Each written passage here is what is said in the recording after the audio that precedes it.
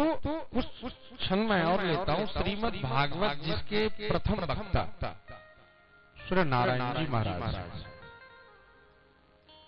नारायण जी महाराज जिसके प्रथम वक्ता है, और नारायण जी महाराज ने 4 श्लोक में श्रीमद् भागवत अपने प्रिय श्री ब्रह्मा जी को दिया। और फिर ब्रह्मा जी ने उस भागवत को अपने प्रिय पुत्र देवर्षि नारद को दिया। और नारद जी जब वेद व्यास जी महाराज 17 पुराण की रचना करने के बाद भी खिन्न अवस्था में हैं, परेशान हैं, नारद जी मिलते हैं और पुनः वो 4 श्लोक जिसे हम चतुश्लोकी भागवत के नाम से जानते हैं, व्यास जी को प्रदान करते हैं। और व्यास जी उस 4 श्लोकों को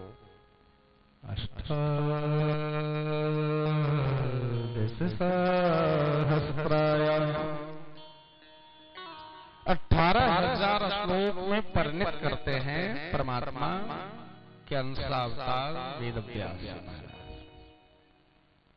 तो अब ये होगा कैसे?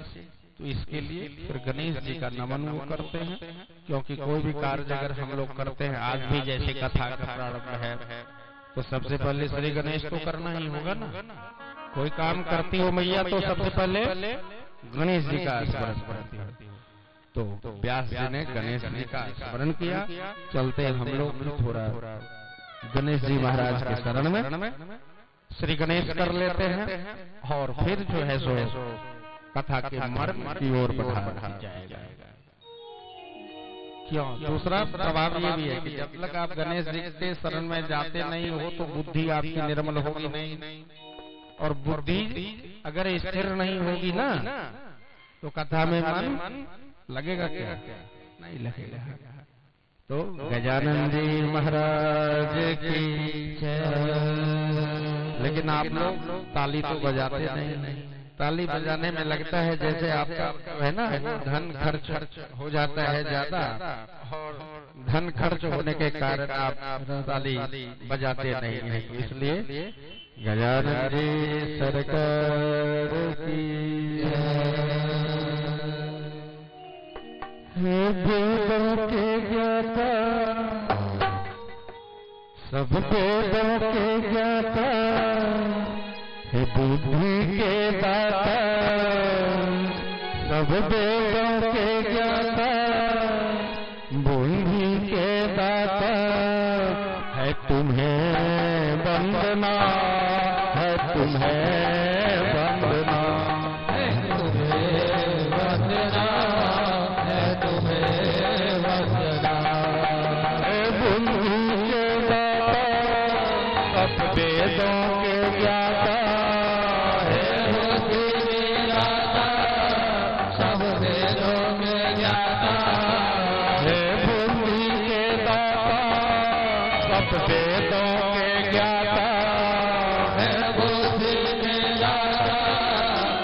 वेदों के ज्ञाता, है तुम्हें वंदना, है तुम्हें वंदना, है तुम्हें वंदना, है तुम्हें वंदना।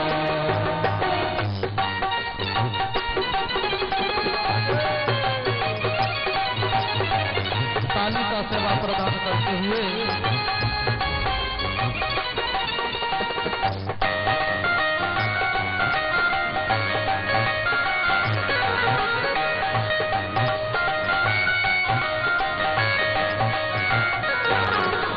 एक दंत अवतार भुजाधारी, एक दंत अवतार भुजाधारी, एक दंत अवतार भुजाधारी, एक दंत अवतार भुजाधारी, मत तिलक होवे मुझ की सवारे, मत सिंदूर होवे मुझ की सवारे, मत सिंदूर होवे मुझ की सवारे, मत सिंदूर होवे मुझ की सवारे। मैया गौरा तुझे बुलावे, मैया गौरा तुझे बुलावे, मैया गौरा तुझे बुलावे, मैया के लालना तुम्हें वंदना है, तुम्हें वंदना, वंदना है तुम्हें वंदना है मुझे सब वेदों के ज्ञाता, है मुझे दाता सब वेदों के ज्ञाता, है मुझे सब वेदों के ज्ञाता, है मुझे दाता सब वेदों के ज्ञाता, है तुम्हें वंदना, है तुम्हें वंदना, है तुम्हें वंदना, है तुम्हें वंदना।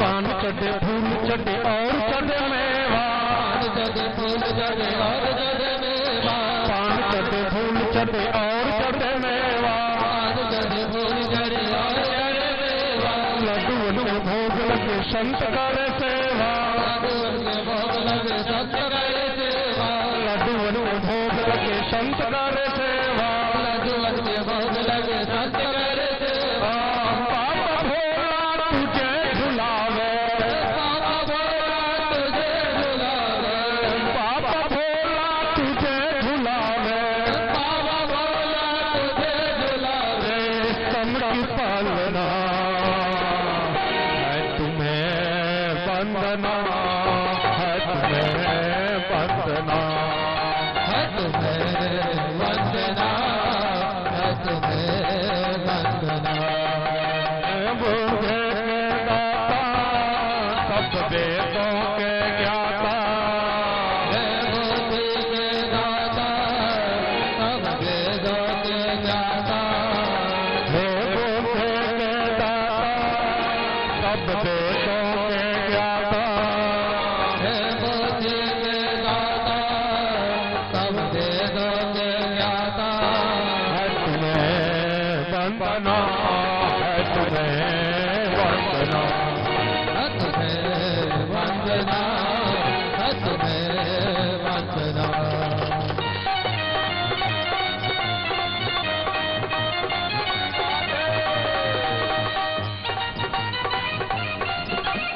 राधे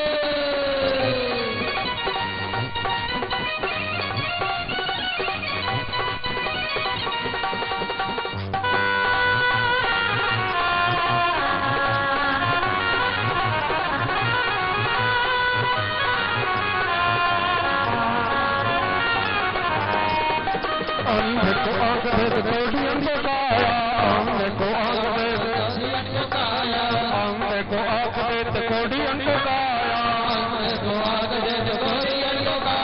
बाजन को पुत्र देत निर्धन को माया, पाजन को पुत्र देत निर्धन को माया, बाजन को पुत्र देत निर्धन को माया, पाजन को पुत्र देत निर्धन को माया, तीनों के विनती को सुनना, तीनों के विनती को सुनना, राम के लालना है तुम्हें वंदना, मैं वंदना, है तुम्हें वंदना, है तुम्हें वंदना। मुझे सब वेदों के ज्ञाता, है बुद्धि के दाता सब वेदों के ज्ञाता, है बुद्धि के दाता सब वेदों के ज्ञाता, है बुद्धि के दाता सब वेदों के ज्ञाता, वंदना, तुम्हें वंदना, है तुम्हें वंदना, है तुम्हें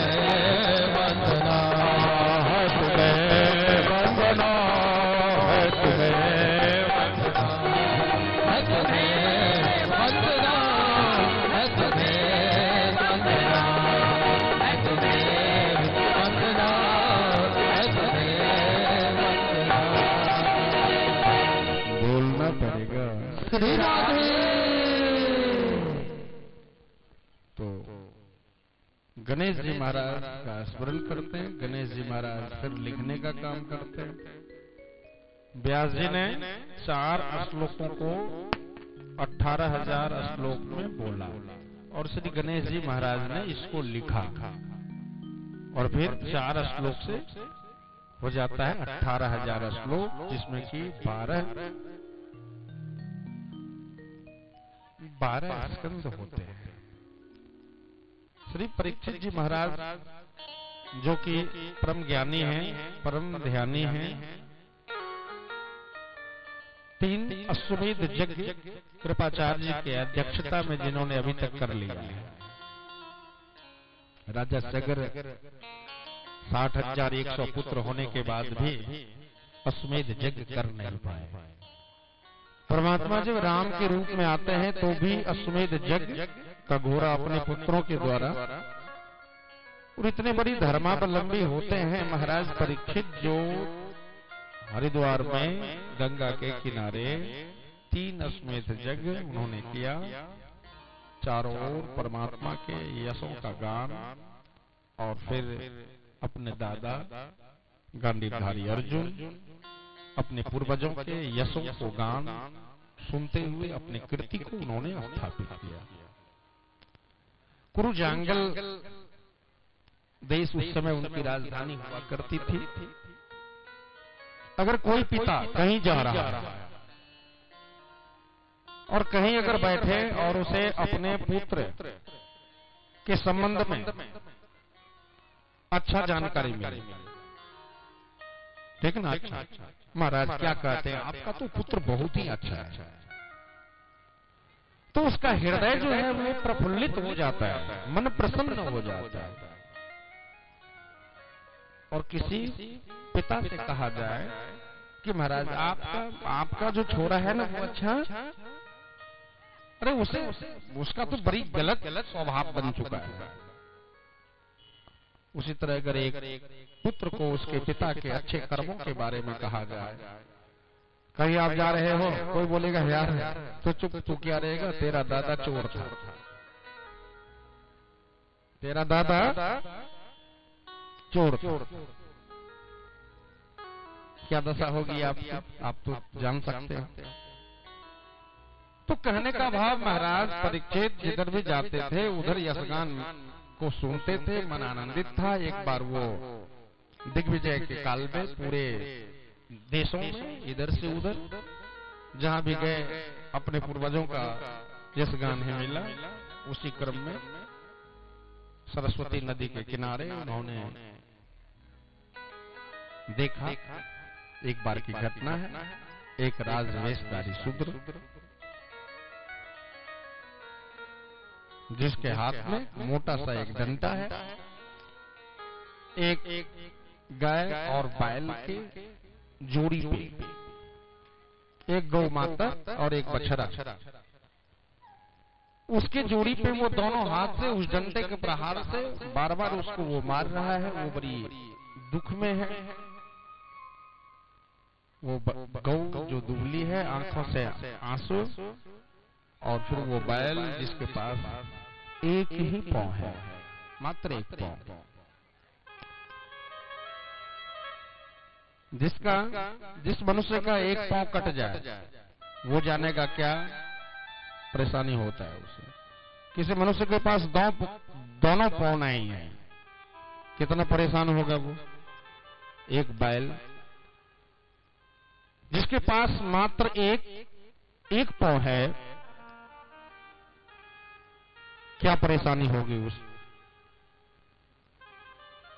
और उसे भी डंडा से पीटा जा रहा है। महाराज परीक्षित ने जब देखा व्यग्र हो जाते हैं और अपने तरकस से बाण को निकालते हैं और फिर बोलते, अरे दुष्ट, तुम कौन हो, इतने बलवान होते हुए भी मेरे राज्य में इस अपराध प्राणी पे यूं प्रहार कर रहे हो, तुझे शर्म नहीं आता क्या? तुम कौन हो? छोड़ूंगा नहीं तुझे। अगर आपको भगवान ने पराक्रम दिया, बल दिया, ऐश्वर्य दिया, आप इसका सदुपयोग करें। आपके सामने अगर गलत हो रहा है तो उसका विरोध करें। विरोध, कोई दुख में है तो मदद करें उसका। अगर आप ऐसा नहीं करते हैं तो जिसने दिया आपको, मैं पूछता हूं, जो देना जानता है भला वो लेना नहीं जानता है क्या? जो दे सकता है आपको, तो जब वो दे सकता है आपको तो ले क्यों नहीं सकता? फिर वो पुनः ले लेता है। जिस तरह से महाराज परीक्षित ने देखा कि हमारे राज्य में ये अन्याय हो रहा है और अन्याय के खिलाफ उन्होंने अपनी वाणी को उठाया, और जब वो राजवेशधारी शूद्र जो राजा के समान वस्त्र को धारण किए हुए था, ध्यान से सुनिए, राजा के समान वस्त्र को धारण किए हुए था, लेकिन स्वभाव क्या था?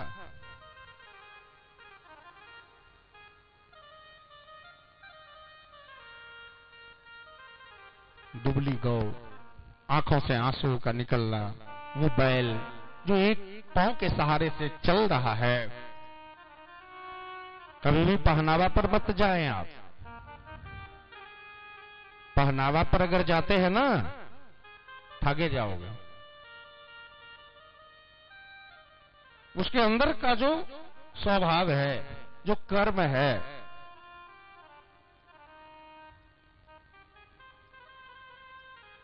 उस पे जाएगा, क्योंकि कर्म ही प्रधान है। बाबा तुलसी ने भी कहा, कर्म प्रधान विश्व कर राखा, जो जस करहि सो तस फल चाखा। प्रधान विश्व कर राखा, जो जस करहि सो तस फल चाखा। कर्म प्रधान विश्व कर राखा, जो जस करहि सो तस फल चाखा।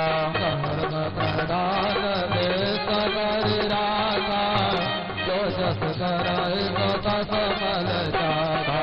श्री राम जय राम सीता राम, मेरे मन भावन राधे श्याम। श्री राम जय राम सीता राम, मेरे मन भावन राधे श्याम। श्री राम जय राम सीता राम, मेरे मन भावन राधे श्याम। श्री राम जय राम सीता राम, मेरे मन भावन राधे श्याम। कैसे कर्म करहु विधि नाना, मन राखहु जहाँ कृपा निधाना।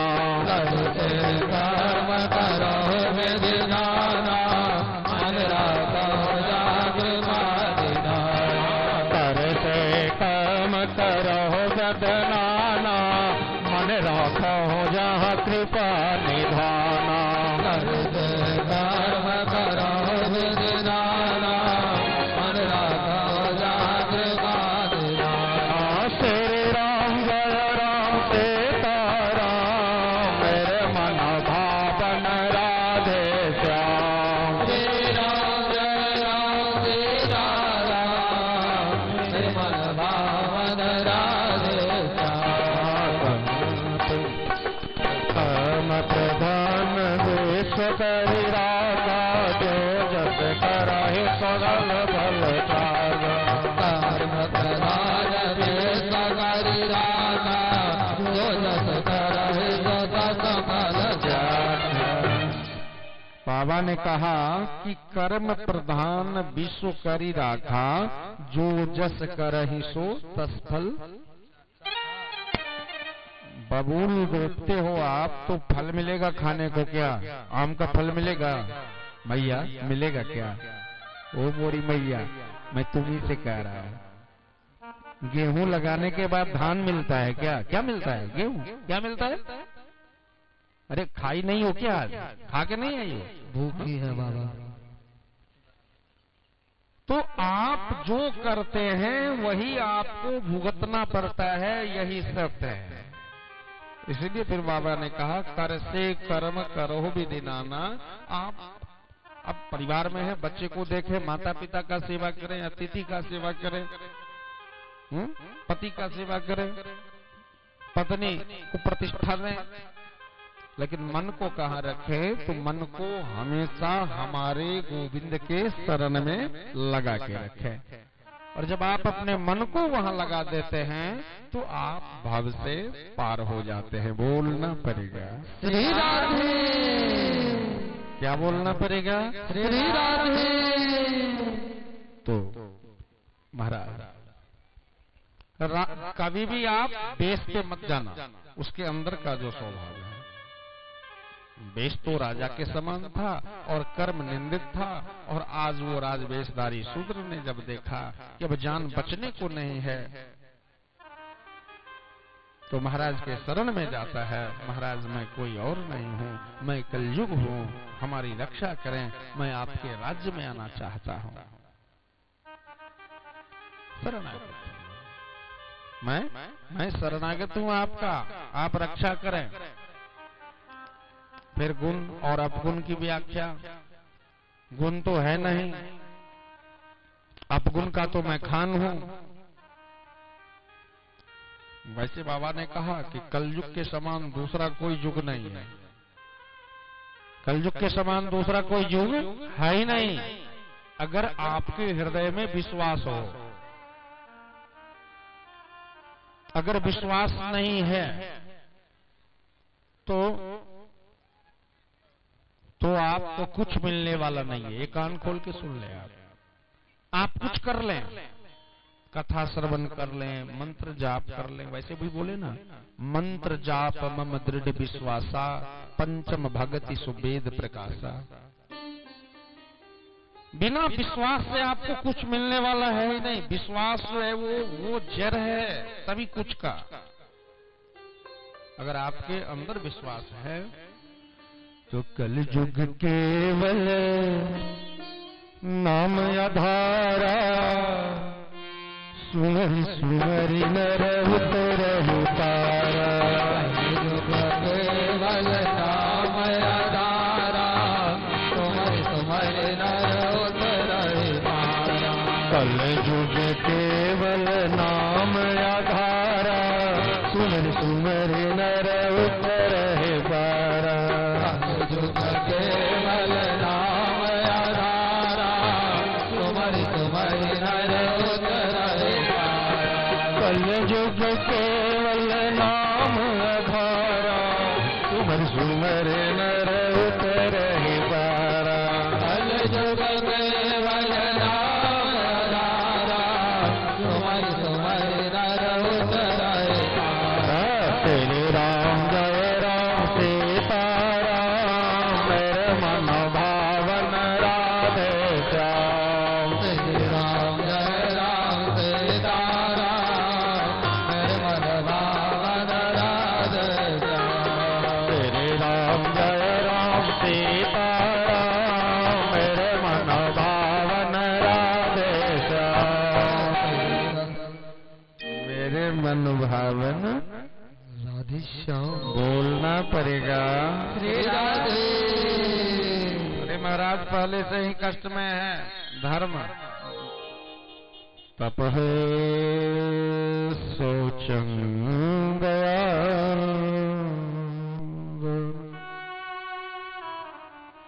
तपः शौचं गया सत्यम, चतुर्पादे संयुतम्। तपस्या, शौच, पवित्रता, दया और सत्य, यही धर्म का चार चरण है। चार चरण है ना, चार पांव। तपः तपस्या, शौच, पवित्रता और फिर तीसरा चरण है दया, और चौथा है सत्य। यही धर्म का 4 चरण है। और उसमें भी अगर आपने सत्य को धारण कर लिया तो धर्म को धारण किया है।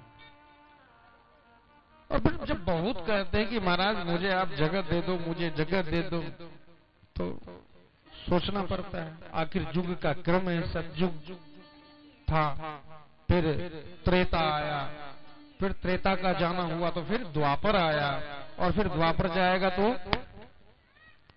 महाराज ने सोचा और फिर जगह दिया 4 स्थानों में।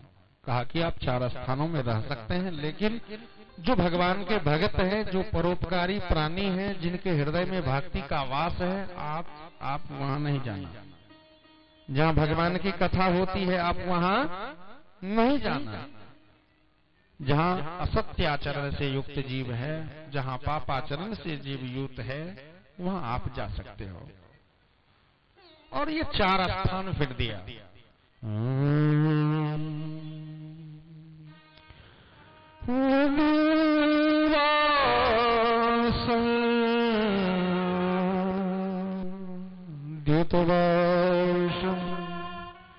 स्त्री हिंसा तथैव च,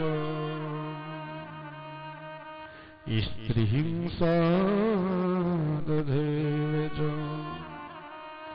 द्युतवाशं मद्यपानम्।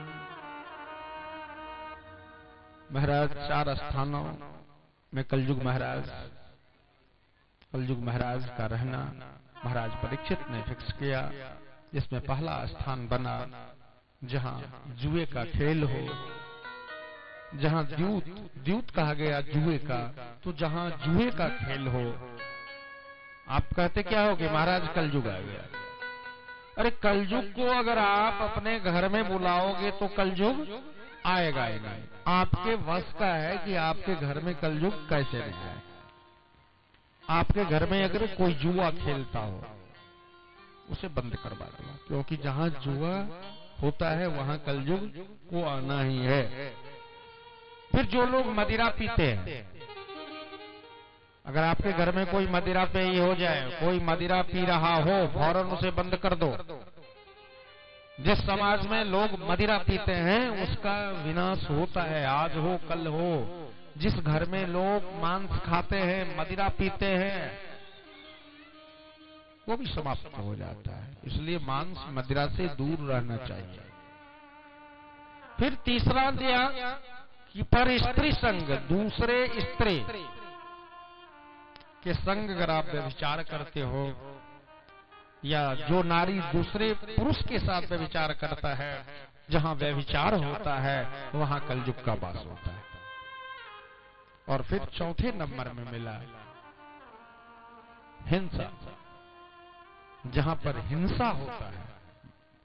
हिंसा कभी नहीं करना चाहिए। जीव हिंसा न कर्तव्या, कभी भी जीव हिंसा नहीं करनी चाहिए, क्योंकि जीव हिंसा जो है ना वहां भी। फिर गिरगिराने लगा महाराज जी, कहां मैं इतना बड़ा आपका राज्य है और 4 स्थान दिए रहने के लिए, कैसे मैं रह पाऊंगा। और जब बहुत गिरगिराते हैं तो पंचमं स्वर्ण फिर 5वां स्थान दे देते हैं स्वर्ण में, आभूषण में, संपत्ति में। ज्यादा संपत्ति के पीछे मत भागो। ज्यादा धन हो जाने के बाद क्या होगा, नींद नहीं आएगी। रात में नींद आएगा ही नहीं, बड़ा बड़ा रोग पकड़ लेगा। हाँ, कैसे नहीं पकड़ेगा, अगर धन आया तो धर्म करो, धन आया तो धर्म करो। अगर धर्म आप करते हो तो आपकी धन की शुद्धि होती है, और धन की जब शुद्धि होती है तो आपका जीवन सफल हो जाता है। बोलना पड़ेगा श्री राधे।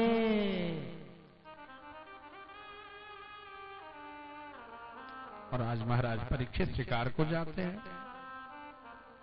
महाराज श्रृंगी तपस्या में रहते हैं, और प्यास लगने के कारण, क्योंकि सिर पे कलयुग का प्रवेश वो मुकुट में, और एक मरा हुआ सर्प को उठाना और ऋषि के गले में डालना। ऋषि पुत्र के द्वारा फिर महाराज को श्राप कि आज से 7वें दिन जिसने ऐसा किया है वो सर्प महाराज तक्षक के द्वारा डसने से आज के 7वां दिन जो है वो 7वें दिवस उसका मृत्यु हो जाएगा। और फिर जब महाराज को पता होता है, अपने राजपाट सब कुछ को छोड़ते भय, देखिए कभी कभार दंड भी दया ही होता है। श्राप मिला, अच्छे लोग जो होते हैं ना, अगर वो क्रोध करते हैं तो भी आपका भला ही होता है, और गलत लोग जो हैं अगर आपसे प्रेम करते हैं ना तो भी आपका भला नहीं हो सकता है। श्राप दिया, ऐसा बोल सकते थे कि 10वें रोज आपका मृत्यु होगा, ऐसा बोल सकते थे कि 3रे रोज आपका मृत्यु होगा। तो उन्होंने बोला कि 7वें रोज किसी भी प्राणी का मृत्यु जो होता है वो 7 दिनों में से ही किसी एक दिन होता है, और वास्तविक में आपके पास भी 7 दिन ही है, 8वां दिन मिलने वाला नहीं है। अब आपकी मर्जी है कि 7 दिन को आप यूं बिता दें या कुछ कर लें। वैसे तो ये ज्वर जो है ना, पूर्व जन्म की पाप से हरि कथा न सुहाए, जैसे ज्वर की ताप से भोजन की रुचि जाए। जब तक जीव के सिर पे कई जन्मों का पाप रहता है इकट्ठा, तो परमात्मा की कथा में मन नहीं लगता। परमात्मा की कथा जैसे अगर बुखार लग जाए, जैसे अगर बुखार लग जाता है तो आप रसगुल्ला खाओ, तीता लगेगा या मीठा? मैया मीठा लगेगा रसगुल्ला। वो मेरे बाबा मीठा लगेगा क्या? तीता लगता है ना। उसी तरह जब तक सिर्फ पूर्व जन्म की पाप है, बाबा ने कहा, तो हरि की चर्चा। अब प्रत्यक्ष प्रमाण देख लो इसका। आप बोलोगे कि महाराज जी आप झूठ बोलते हो। हा? मैं कहा वृंदावन से चल के यहाँ आया, भगत ने परीक्षित बन के इस कथा का आयोजन किया, इतना बड़ा गांव है, हा?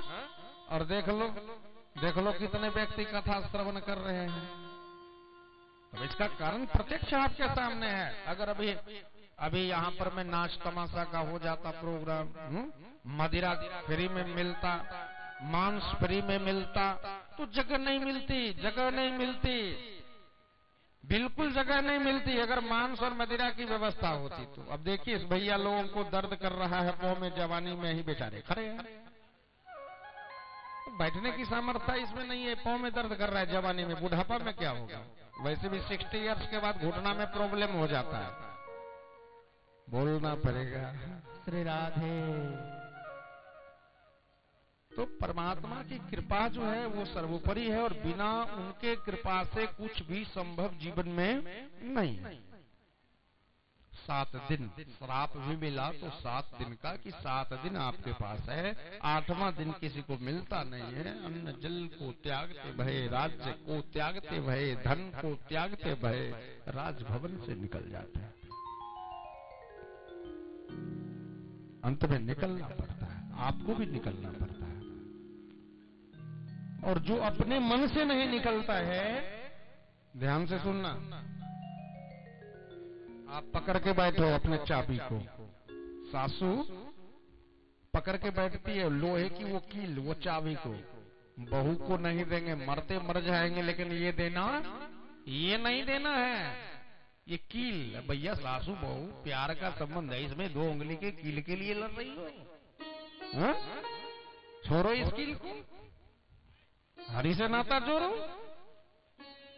और बहुरानी भी है, चाहे जो हो जाए, हाँ, कील को तो हम लेके ही रहेंगे। अरे किसके लिए ही रख रही है, तेरा ही है इस सिर पे।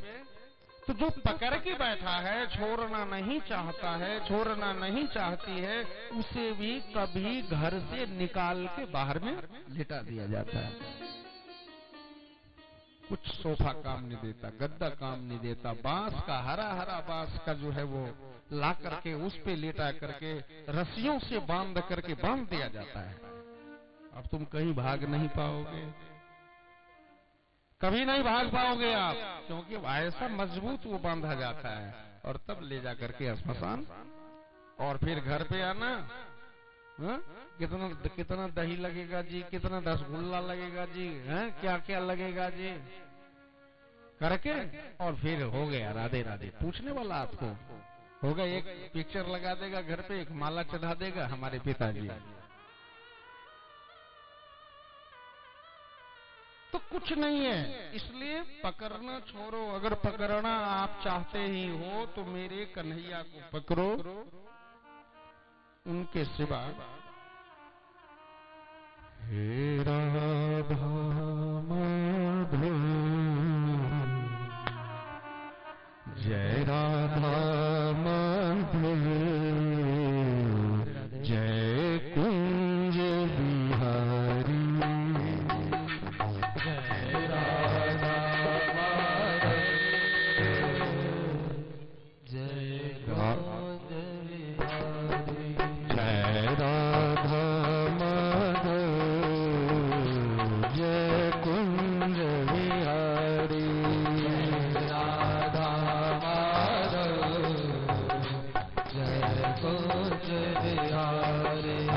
तो बजाओ मेरी माता है। ओ मेरे बाबा, क्या हो गया हाथों में? अब ये लोग तो बजाएगा नहीं, ये लोग तो खड़ा खड़ा रहेगा।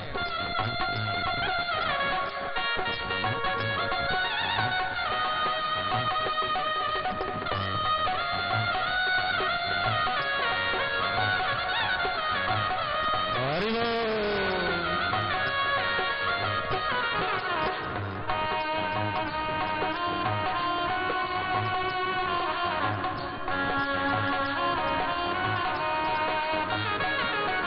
जय राधा माधव, जय कुंज बिहारी,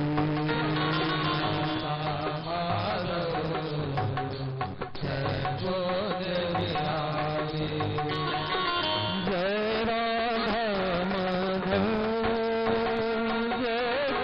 माधव, जय कुंज बिहारी, जय राधा माधव,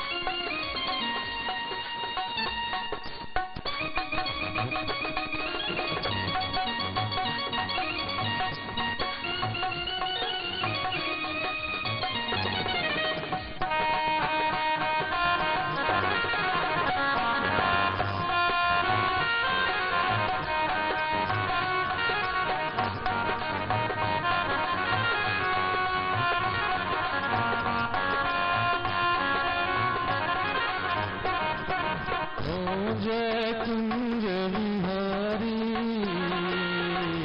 जय कुंज बिहारी, जय कुंज बिहारी, जय कुंज बिहारी, जय बांक बिहारी, जय कुंज बिहारी,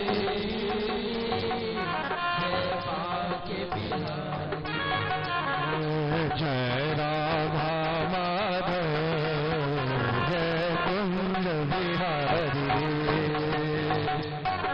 जय राधा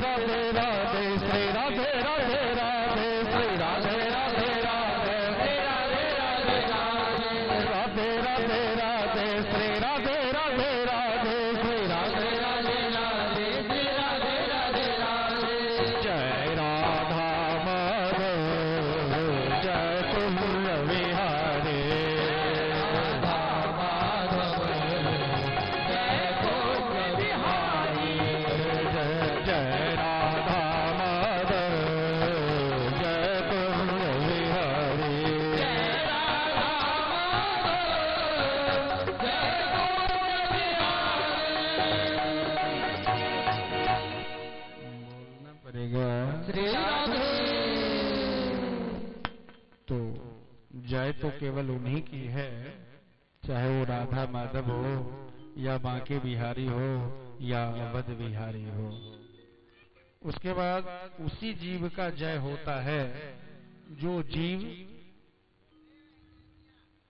जीव हमेशा परमात्मा के शरण में रहते हैं और परमात्मा के नामों का गुणानुवाद करते हैं। तो जिस तरह महाराज परीक्षित को छोड़ना पड़ा सब कुछ को और आजीवन 7 दिन का जीवन है बचा हुआ, मात्र 7 दिन का। परीक्षित के पास 7 दिन का जीवन बचा हुआ है और हमारे पास भी 7 दिनों का जीवन है। 7 दिनों में से ही किसी दिन आपका मेरा जाना निश्चित है, 8वां दिन है। तो सब कुछ को त्यागते हुए आ गए हरिद्वार में गंगा के किनारे। ना तो अन्न ही खाएंगे ना तो जल ही पीना है। परमात्मा के नामों का आश्रय लेते हुए गंगा के किनारे पहुंचते हैं। सारे ऋषिगण भी पहुंच जाते हैं, सभी का स्वागत करते हैं। सारे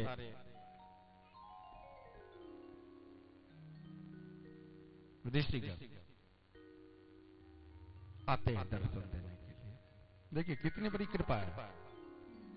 अब महाराज परीक्षित ने कहा कि बड़ी कृपा हुई हम पे, जो अब मैं तो इतना बड़ा पाप किया कि मेरे पाप का कोई भी प्रायश्चित है ही नहीं, लेकिन फिर भी कृपा किया ऋषि ने श्राप देके। क्योंकि अगर श्राप नहीं मिलता तो इकट्ठे आज इतने सारे ऋषियों का दर्शन मुझे मिलता नहीं। इतने सारे ऋषियों से मिलने के लिए ना जाने कितना टाइम देना होगा, लेकिन आज श्राप की कृपा से इतने सारे ऋषिगण एकत्रित होकर दर्शन क्या करें। और इतने में ही व्यासनंदन श्री सुखदेव जी महाराज वहां पधारते हैं। व्यासनंदन श्री सुखदेव जी महाराज, वैसे तो सुखदेव जी महाराज के संबंध में कहा गया कि बाबा शिव मैया पार्वती को जब अमर कथा सुना रहे थे और उसी समय माता जब सो जाती हैं और एक सुख का छोटा सा बच्चा उस कथा को सुनते हुए हाँ बीच में, और फिर बाबा ने जब जाना ये तो गुप्त कथा है, ये कथा गुप्त है, तो गुप्त कथा को इसने जान लिया। बाबा ने त्रिशूल को उठाया और उस सुग्गे के पीछे लग जाते हैं। इसे मैं छोड़ूंगा नहीं, क्योंकि इसने कथा सुनने वक्त में सोना नहीं चाहिए, ध्यान को इधर उधर। अब बच्चे को भी कथा में आना चाहिए, और लेकिन कैसे आना चाहिए, तो उनको अपने माँ बाप के साथ आना चाहिए और माँ बाप उसे प्रेम से बिठाएं, क्योंकि जो बच्चा कथा सुनेगा नहीं ठाकुर का भक्त होगा नहीं। अब माँ बाप ये नहीं कि माँ बाप बहुत ऐसे होते हैं कि चलो हम घर में हैं, टीवी देख रहे हैं, बच्चा मेरा डिस्टर्ब कर रहा है, चलो कथा हो रहा है जाके वहाँ हल्ला करना, बोलना पड़ेगा। राधे कथा शांति का है और शांति से ही कथा का श्रवण किया जाता है। तो वो पीछे, और वो बेचारे सुख कहाँ कहाँ नहीं गए, कहाँ कहाँ नहीं गए, क्योंकि बाबा भोलेनाथ त्रिशूल लेकर के लगे हुए हैं, कोई रक्षा नहीं किया, और अंत में व्यास जी के पत्नी के गर्भ में वो प्रवेश कर जाते। अब शिव जी करे क्या? पूरे 12 वर्ष तक वो रहते हैं वहां। मैया ने कहा बाबा तू भोला का भोला ही है। क्यों? क्योंकि आप ही कहते हो कि हे देवी ये अमर कथा है, और जो भी अमर कथा को सुन लेता है वो अमर हो जाता है। इसका मतलब है वो सुना तो वो अमर हो गया, और जो अमर हो गया वो कैसे मर सकता है? आप क्यों जा रहे हो उसके पीछे? और 12 वर्षों के बाद फिर वो सुखदेव जी का, श्रीमद् देवी भागवत का कहना है कि एक बार वेद व्यास जी हवन कर रहे थे, अग्नि को मंथन कर रहे थे, अग्नि को प्रकट करने के लिए, और पैर के ऊपर एक सुग्गा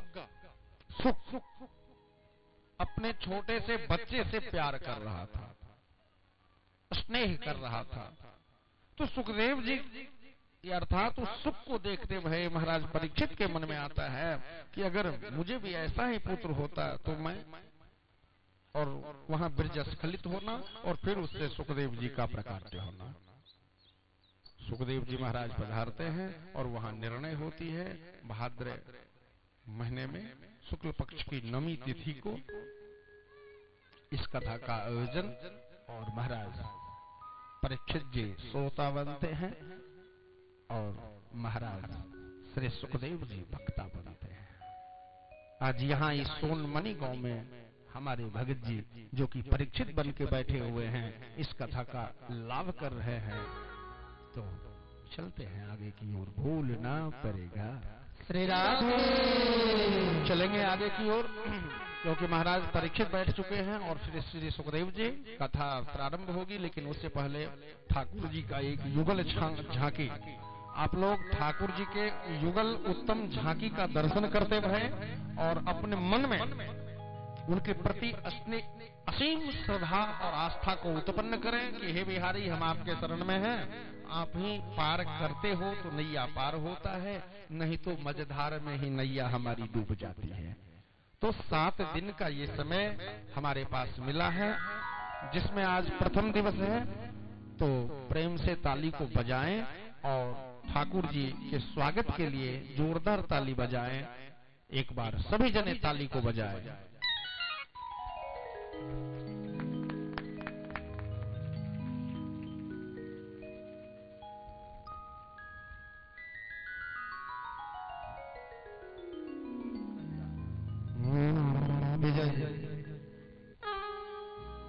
श्री राधे श्री राधे श्याम राधे श्याम राधे श्याम जय राधे श्याम जय राधे श्याम राधे श्याम राधे श्याम राधे जय राधे श्याम राधे श्याम जय राधे श्याम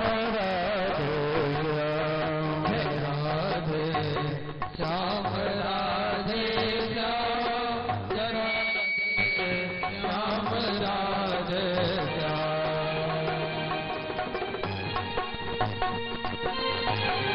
ये सब लोग कृष्ण कन्हैया लाल की जय, बांके बिहारी लाल की जय।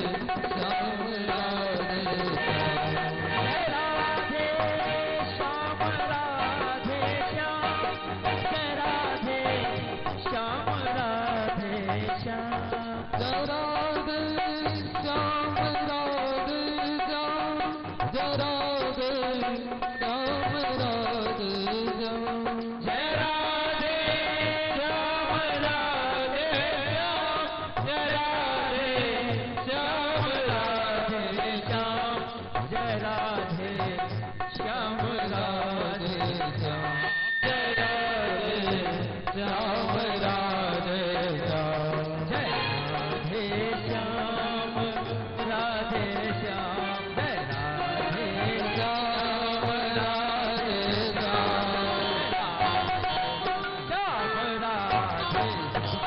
जय राधे श्याम राधे श्याम जय राधे श्याम राधे श्याम राधे श्याम राधे श्याम जय राधे श्याम राधे श्याम तेरी मुंद मुंद मुस्कनिया पे बलिहार प्यारे जू तेरी मंद मंद मुस्कनिया पे बलिहार प्यारे जू मंद मंद मुस्कनिया पे बलिहार प्यारे जू ओ बलिहार प्यारे जू बलिहार प्यारे जू बलिहार प्यारे जो बलिहार प्यारे जो बलिहार प्यारे जू बलिहार प्यारे जू बलिहार प्यारे जो बलिहार प्यारे जो मंद मंद मुस्कनिया पे बलिहार प्यारे जू मंद मंद मुस्कनिया पे बलिहार प्यारे जो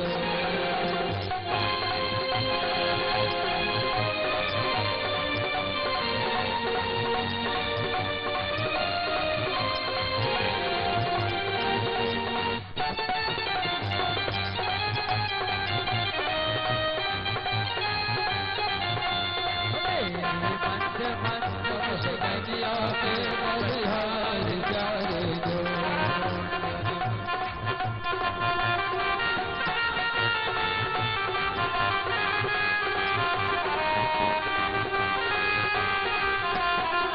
तेरे नैन अजब मत मारे मत के ये कारे कारे तेरे नैन अजब मत मारे मत के ये कारे कारे नैन अजब मत मारे मत के ये कारे कारे जब मत वाले मत के ये कारे कारे तेरे तेरे तबनिया के बलिहार प्यारे जो तेरे तेरे तबनिया के बलिहार प्यारे जो तेरे मंद मंद मुस्कनिया पे बलिहार प्यारे जो मंद मंद मुस्कनिया पे बलिहार प्यारे जो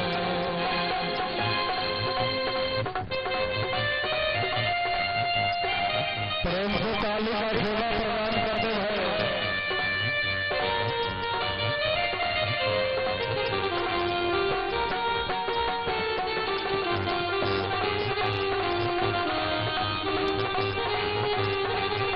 मंद मंद मुस्कनिया पे बलिहार प्यारे जो बलिहार प्यारे जो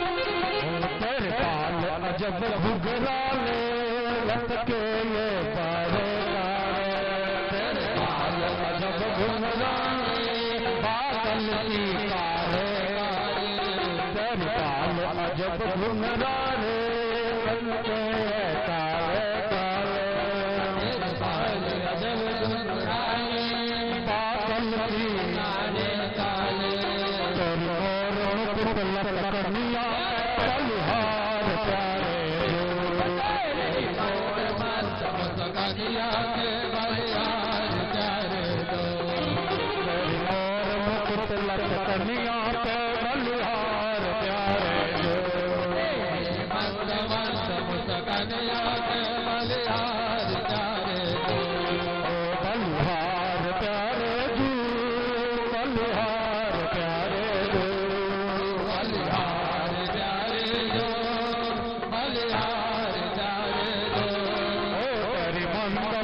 मुसकनिया के बलिहार रे जो वंद वंद मुसकनिया के बलिहार जाए दो।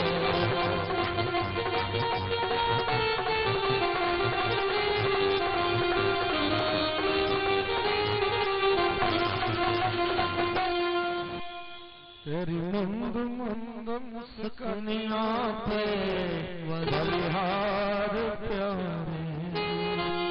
बोलना पड़ेगा श्री राधे। तो ठाकुर जी की कृपा एक मयूर नृत्य का आप लोग तो चलते हैं आगे ठाकुर जी की कृपा और इस तरह से ठाकुर जी के उत्तम स्वरूप और झांकी का आप लोगों ने दर्शन किया और ठाकुर से निवेदन करें कि आपके चित्त में ठाकुर का वास हो हमेशा। चलते हैं अब आगे की ओर। बोलना पड़ेगा श्री राधे।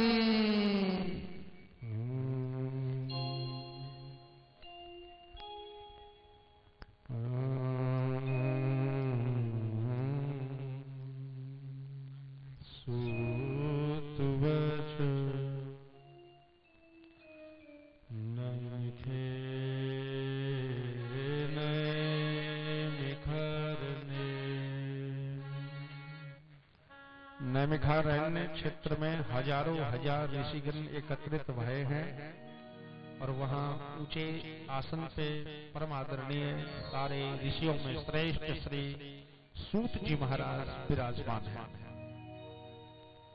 सूत जी महाराज विराजमान हैं ऊंचे आसन पे और आज सौनक जी महाराज ने हाथ जोड़ते हुए श्री सूत जी महाराज से कहा कि हे प्रभु आप परम आदरणीय ज्ञानी, आपकी कृपा गुरु की कृपा अगर जीव पे हो जाए तो जीव का उद्धार हो जाए। कैसा गुरु चाहिए? जैसा कोई मान लो साइकिल से जा रहा है, साइकिल से जा रहा है अभी यहां से मधुबनी के लिए निकल गया तो साइकिल में एक पीछे का सीट होता है कि नहीं? साइकिल में एक पीछे का सीट होता है और फिर मोटरसाइकिल में भी होता है, पीछे में होता है।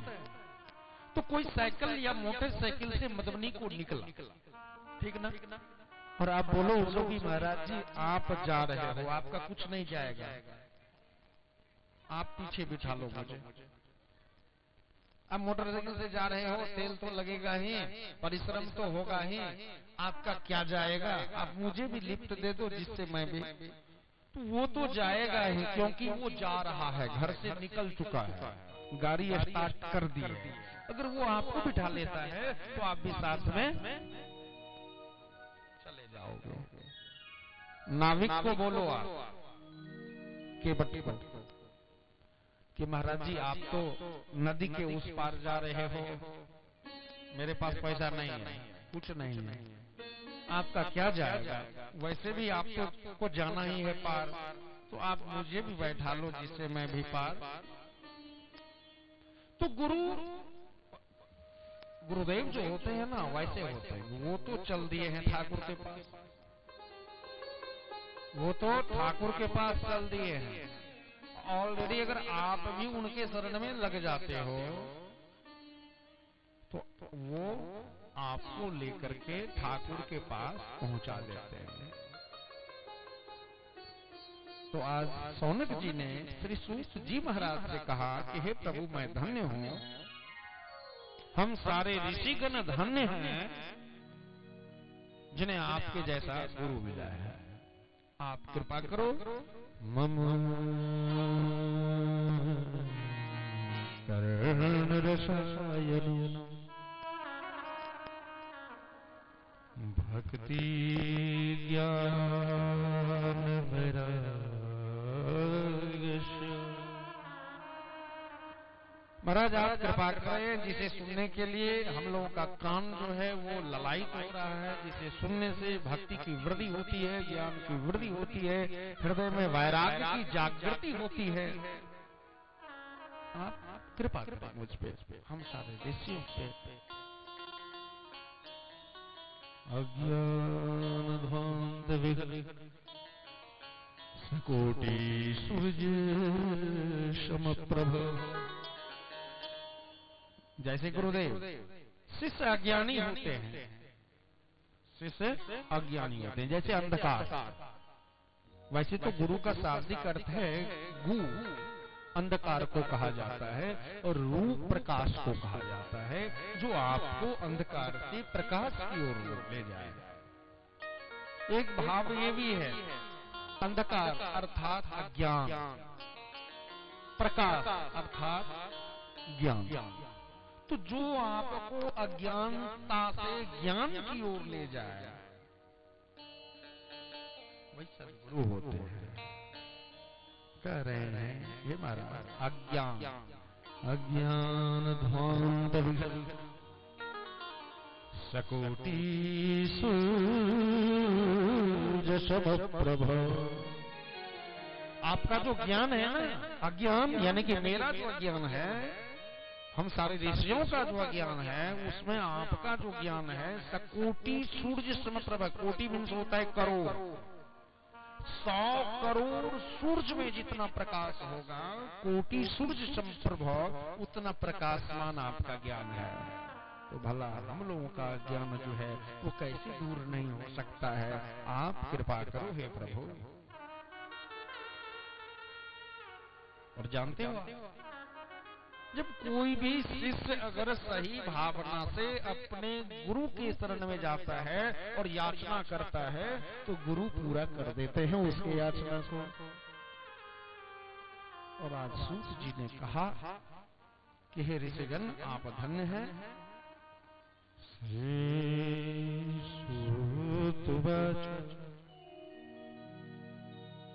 अत्र ते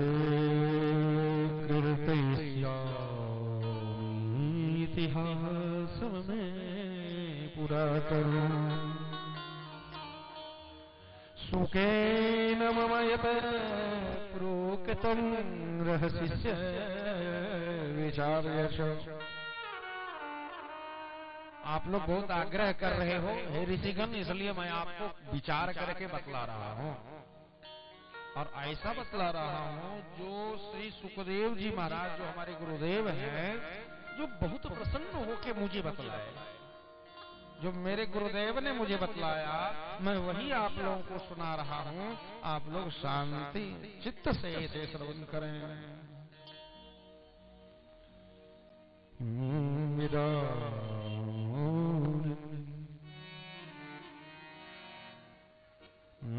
कथं ब्रह्मादिमुख है कुतश्चिंता तुरो भवत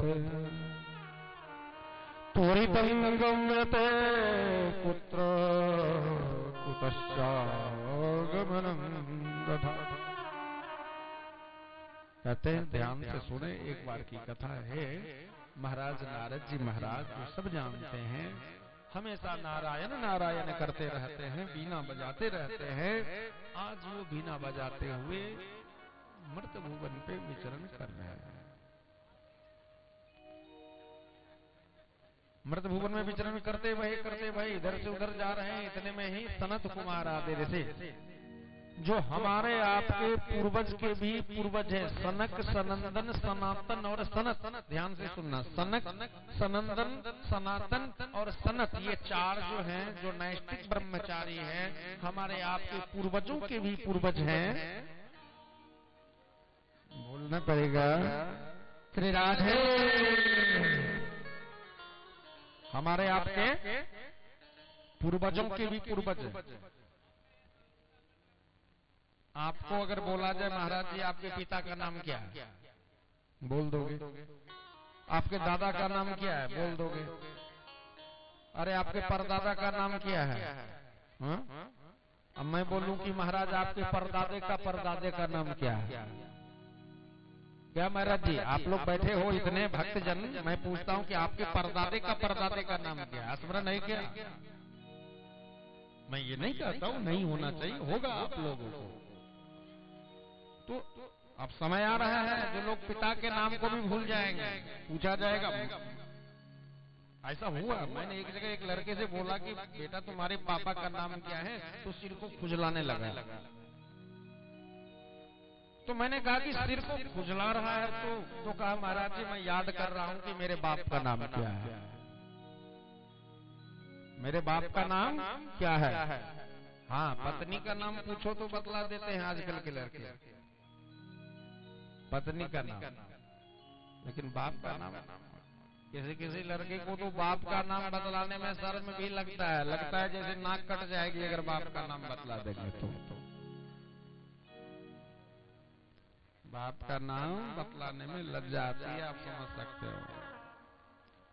तो जो हमारे आपके पूर्वजों के भी पूर्वज हैं, कल मैं बतलाऊंगा, कल की जो द्वितीय दिवस की कथा होगी सृष्टि के विस्तार के क्रम में, कहां से हम आए, कहां से मनुष्य आया, कहां से पृथ्वी आई, कहां से जल, ये सृष्टि का रचना कैसे, ये द्वितीय दिवस के कथा में मैं श्रवण करवाऊंगा। वैसे आप समझ लें कि सनकादि ऋषि सनत सनंदन सनक संत, सनक सनंदन सनातन और सनक सनंदन सनक और सनत, ये चार नैष्ठिक ब्रह्मचारी जो हमेशा 5 वर्ष के ही रहते हैं, नग्न धरग्न रहते हैं, वो भी विचरण कर रहे हैं। नारद जी मिल जाते हैं और नारद जी प्रणाम करते हैं सनकादि ऋषियों को। सनकादि ऋषि हाल लेते हैं नारद बाबा से और फिर कहते हैं कि हे नारद, आपका ये मन जो है आज अशांत क्यों लग रहा है, खिन्न क्यों लग रहा है, चिंतित क्यों लग रहे हो आप? जैसे लगता है कि कोई कंजूस व्यक्ति है, कोई कंजूस व्यक्ति। मैं एक जगह गया था तो एक जगह एक भंडारा था, ठीक ना, भंडारा था। उस भंडारे में हजारों लोग खा रहे थे, ध्यान से सुनना, हजारों लोग खा रहे थे। मैं भी गया था क्योंकि बुलाया गया था मुझको, मैं था वहां पहुंचा था, भोजन तो कर रही थी नहीं, दिन में ही भंडारा था, दिन में तो मैं खाता नहीं। तो मैंने देखा कि उस भंडारे में एक कोने में एक बुजुर्ग, बेचारे मोटे थे और एक सोफे पे पड़े हुए हैं और सिर को नीचे करके हाथ से ऐसे पकड़े हुए, अपने सिर को पकड़े हुए। मैं जा रहा था, रास्ते में वो थे, मैंने पूछा कि महाराज जी क्या कुछ हो रहा है आपको, क्या कुछ हो रहा है क्या? और संजोग से उन्हीं के बगल में कुर्सी डाल गई, मैं उसी पे बैठ गया। मैंने फिर पूछा कुछ देर के बाद, महाराज जी आपको कुछ हो रहा है क्या? तो धीरे से बोलता है, महाराज जी कुछ हो नहीं रहा है। अरे मैं सोच रहा हूँ इस धन को मैंने क्या क्या करके जमा किया है, कितने परिश्रम से, कभी अच्छा से खाया नहीं, आज ये मेरा छोरा जो है भंडारा में सारा धन को बेकार में लूटा रहा है। तो इसी बात को मैं सोच रहा हूँ। तो वैसे जो कंजूस व्यक्ति होते हैं, अगर धन खर्च हो जाए तो चिंतित हो जाते हैं। और आज नारद जी को संत कुमार आदि ऋषियों ने कहा कि हे महाराज, आपका मुख ऐसा जान पड़ता है जैसे किसी कंजूस व्यक्ति का धन खो जाता है। आप तो आनंद में रहने वाले हो, परमात्मा के नाम रूपी रस को पीने वाले हो।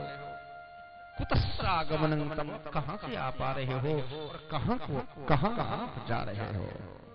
नारद जी ने कहा कि हे महाराज, आप ये ना पूछो कि मैं कहां से आ रहा हूं और कहां को जा रहा हूं। तो पृथ्वी तो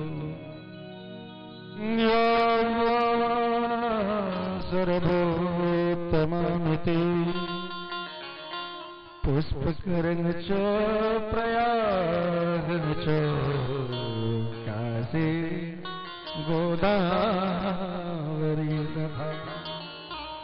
अरे महाराज, आप पूछते हो कहां से आ रहे हो? मैं पूरे पृथ्वी का भ्रमण करते हुए आ रहा हूँ, पूरे पृथ्वी।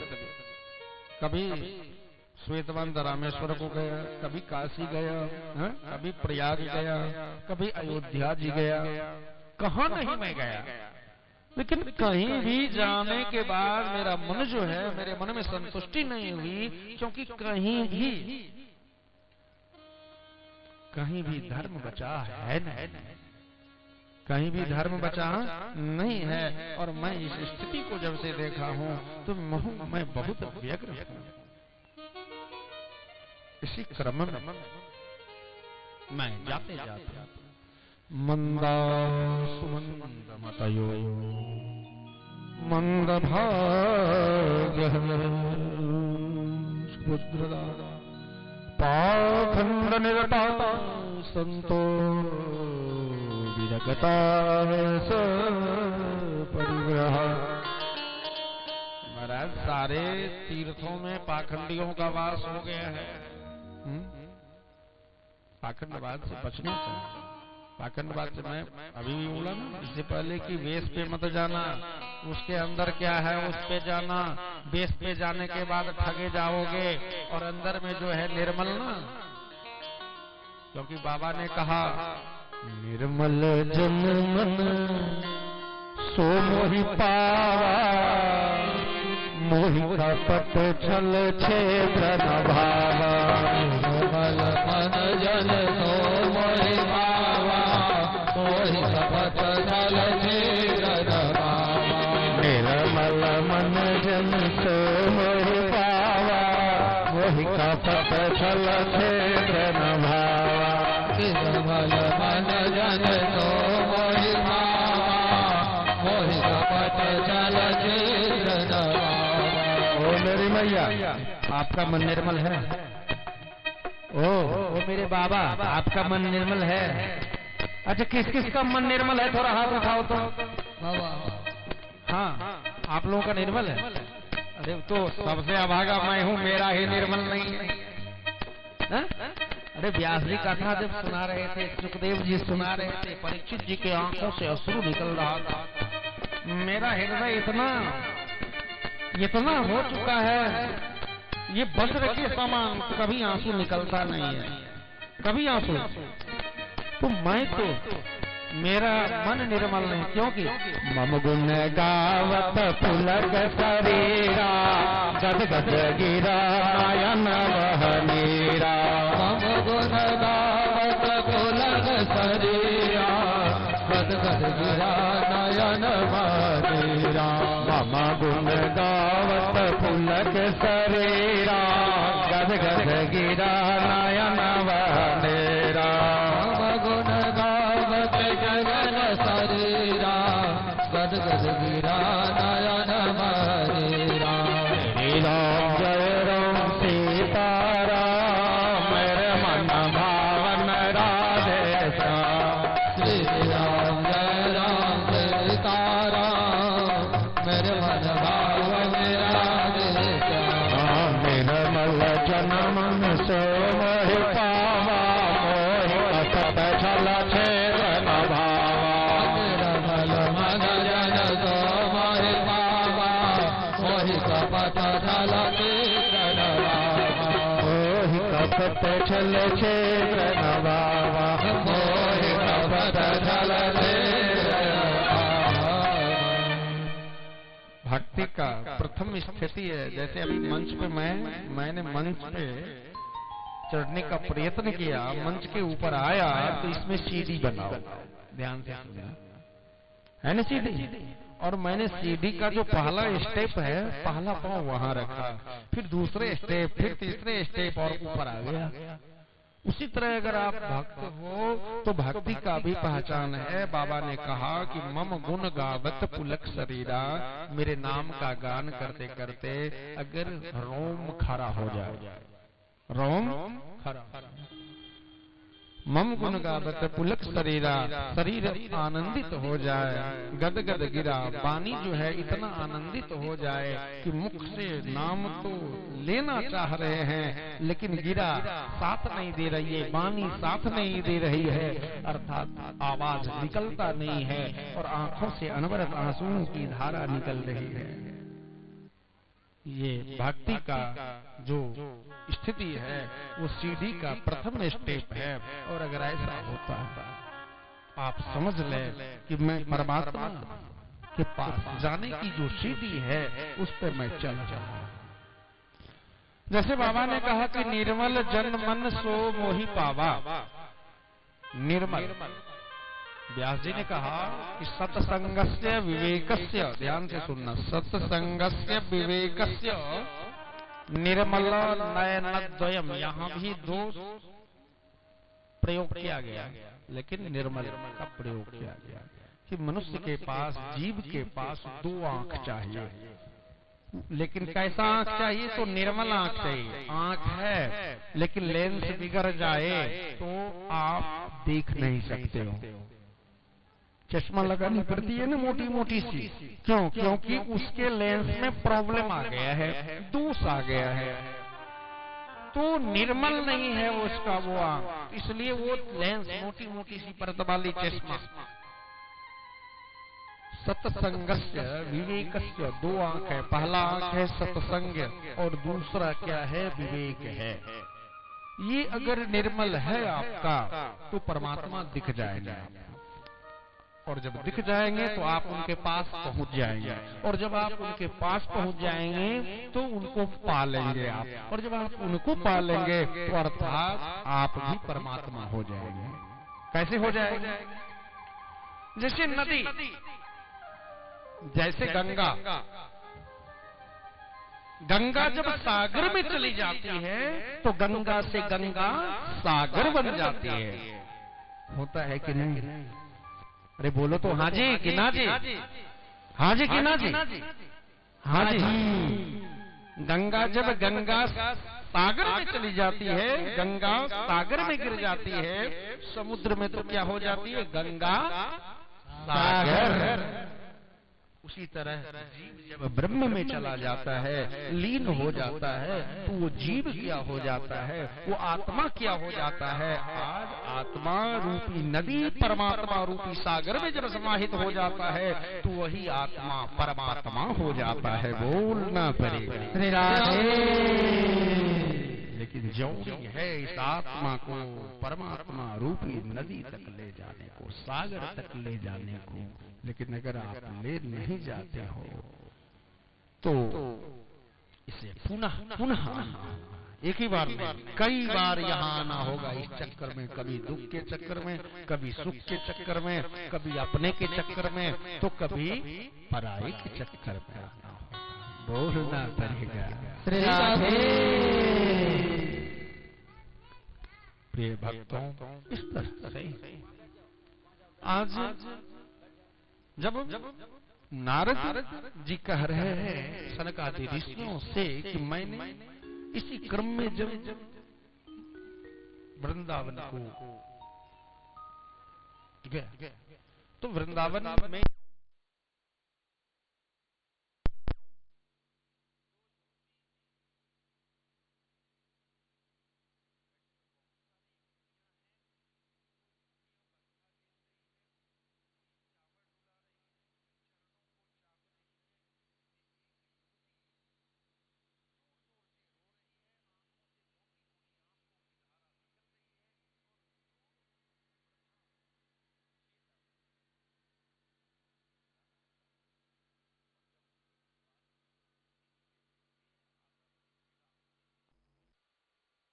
भो भो साधु शरण तिष्ठ, और मुझे बुलाती है, हे साधु महाराज, हे साधु महाराज, आप रुक जाओ, क्षण भर के लिए रुक जाओ।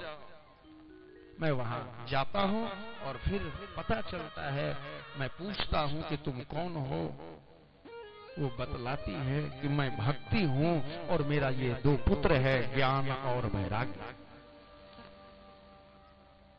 और परमात्मा की ये कृपा है कि मैं माँ हूं तो मैं युवती हूं, जवान हूं, और मेरे ये दो पुत्र हैं तो ये बूढ़े हो गए। उल्टा है ना, माँ को बूढ़ी होना चाहिए और बच्चे को, यहाँ बच्चे बूढ़े हैं और माँ बूढ़े में भी कैसे बूढ़े हैं, हिल नहीं पा रहे हैं, अचेत हैं। और आज नारद जी महाराज जाते हैं, वेद वेदांत घोघैश्च गीता पाठिर्मुहुर्मुहुः वेद का पाठ, वेदांत का पाठ, गीता का पाठ बार बार करते हैं, हे ज्ञान, हे वैराग्य, आप उठो, लेकिन उठने वाले हैं कहाँ वो। और फिर वहां से भक्ति को कह रहे हैं नारद की, हे भक्ति तुम तो धन्य हो, अहं भक्ति धन्योषि। हे भक्ति तुम तो धन्य हो, क्योंकि तुम्हारे द्वारा अगर नीच से नीच प्राणी भी परमात्मा को बुलाता है तो परमात्मा दौड़े हुए। अगर आप परमात्मा को बुलाओ और भक्ति ना हो तो आएंगे क्या? कभी नहीं वो आते हैं। भक्ति तो तुम धन्य हो, और मैं अब चला प्रयत्न में, और फिर वो प्रयत्न में लग जाते हैं। जहां जहां सारे ऋषिगण मिलते हैं वो सबसे पूछते हैं, और फिर सनकादि ऋषि मिल गए, और सनकादि ऋषि ने कहा कि महाराज ये ऐसे होने वाला नहीं है, आप भागवत का लाभ करा दो। देखो भागवत क्या है? कल्प तरु है, ध्यान से सुनना, कल्प तरु। अब लोग कहते हैं, बच्चे भी कहते हैं कि मैं क्यों कथा सुनूं, भाई कथा तो बूढ़े का काम है सुनना। अरे भैया ये कल्प तरु है, तुमको क्या चाहिए? मैं आज वादा करता हूं तुमसे, ये 7 दिन तुम्हारे गांव में कथा हो रही है, तू आज मेरे कान्हा के पास आ और संकल्प कर ले कि मुझे ये चाहिए। अगर पूरा ना हो जाए तो मैं कथा करना बंद कर दूं। तुझे जो चाहिए वही मिलेगा यहाँ पे, नहीं चाहिए? अच्छी गाड़ी चाहिए क्या? अच्छी बीवी चाहिए? मोक्ष चाहिए क्या? माता पिता का सेवा चाहिए क्या? क्या चाहिए तुझे? बोल के तो देख कन्हैया के पास, सब समस्या तुम्हारा सॉल्व हो जाएगा। कल्प तरु है ये, यहाँ असंभव कुछ नहीं है, बशर्ते मन तेरा निर्मल होना चाहिए और हृदय में सत्य को धारण करना चाहिए प्यारे, तो तेरा लाइफ चकाचक गुजर जाएगा। बोलना पड़ेगा राधे। लेकिन शरणागत होना पड़ेगा, शरणागति होना पड़ेगा, बोलना पड़ेगा दिन में कि प्रभु मैं आपके शरण में हूँ।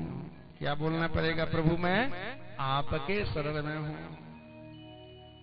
जब तक आप ये नहीं बोलते हो कि मैं आपके शरण में हूँ, तो प्रभु सुनते नहीं हैं।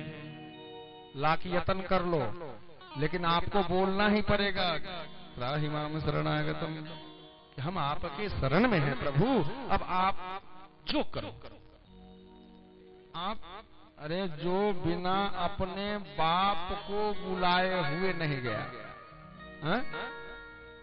जब अंबिका वन में बाबा नंद को अजगर ने पकड़ लिया था, अजगर खा रहा था, बाबा ने चिल्लाया दौड़ो दौड़ो दौड़ो। कान्हा गया क्या? नहीं गया, क्योंकि बाबा ने एक बार भी उसका नाम नहीं लिया कि कान्हा आ जाओ। बाबा ने नाम नहीं लिया, अपने बाप कोई बचाने के लिए वो नहीं गया। क्यों नहीं गया? क्योंकि उसका नाम नहीं लेके पुकारा गया। सब दौड़े, मोटे मोटे डंडे लेके सारे ग्वाल बाल सखा दौड़ते हैं बाबा नंद को बचाने के लिए। अजगर छोड़ने वाला है कहाँ? अंत में बाबा ने कहा, देखा कि अरे मेरा कन्हैया तो आया नहीं, तू चिल्लाया कान्हा कहाँ है? दौड़ो, कान्हा कहाँ है? बचाओ, मैं तुम्हारी शरण में हूँ, बचाओ। और जब बाप ने कहा कि मैं तुम्हारी शरण में हूँ, दौड़े हुए मेरे कन्हैया वहां पहुंच गया। सोचने वाली बात है, जो अपने बाप को भी बिना कहे हुए बचाने के लिए नहीं जा सकता है, बाप को बचा सकता है क्या? लेकिन कहना पड़ेगा आपको कि शरणागतम शरणागतम, हे प्रभु मैं आपके शरण में हूँ, आपके सिवा मेरा कुछ नहीं है, आप जो करो मैं आप का ही हूँ। और आज सनकादि ऋषियों के कहने पर गंगा के तट पर आनंद नाम के घाट पर कथा का आयोजन, श्री संत कुमार आदि के मुखार वृंद से कथा का लाभ, भक्ति, ज्ञान और वैराग्य। कथा को सुनने से पहला लाभ, आज प्रथम दिवस है, माता भक्ति का आना। वैसे तो बिन गुरु हो ही कि ज्ञान, और ज्ञान की हो ही वैराग्य बिनु। बिना गुण से ज्ञान नहीं होता, और ज्ञान तब तलक नहीं होता। है? पहले गुरुकुल हुआ करते थे, बच्चे लोग जाते थे शिक्षा अध्ययन करने के लिए, गुरु जी के चरणों को चपाते थे, चरणों का वंदन करते थे, सेवा करते थे, विद्वान बन जाते थे। आज क्या है? अब गुरुकुल में कुछ मिलता था, भिक्षाटन वगैरह वगैरह होता था। आज मेरे बच्चे हैं, इसको अच्छे अच्छे भोजन मिलना चाहिए, अच्छा सा कपड़ा मिलना चाहिए। गुरुजी कुछ बोले नहीं इसको, गुरुजी डांटे नहीं इसको, तो विद्वान कहां से बनेगा? अगर विद्वान बन भी गया कदाचित, तो वो ज्ञान जो उसका होगा वो भक्ति से युक्त नहीं होगा। जो ज्ञान भक्ति से युक्त नहीं है, वो ज्ञान क्या है? तो जैसे एक फल देने वाला वृक्ष तो है, लेकिन वो फल कभी देता नहीं है, कभी फल दे नहीं सकती है। जैसे एक गौ है, लेकिन गौ कभी भी दूध ना दे, वैसा है वो ज्ञान।